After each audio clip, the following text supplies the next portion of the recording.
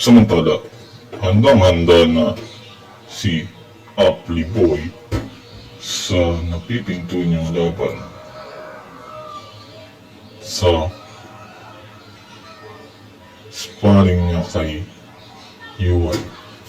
Medyo alanganin ang sitwasyon dahil medyo mahina pa ang kanyang katawan sa ikipaglaban. Ay,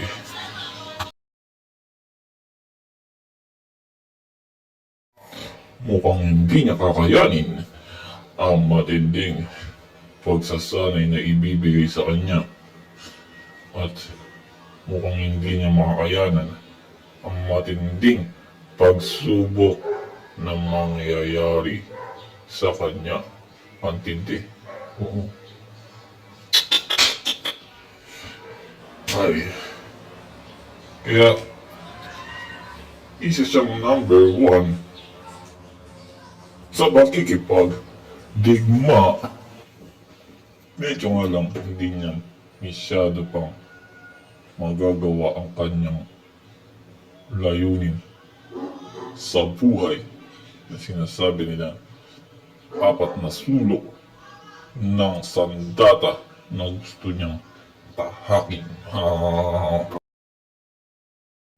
Lumalaki ang kanyang bilbil sa kaka-training na hindi pa siya marunong at nagpapalakas ng kanyang katawan. Medyo mataba ang kanyang bilbil at medyo mahina pa ang kanyang buto. Patuloy siyang nag-ensayo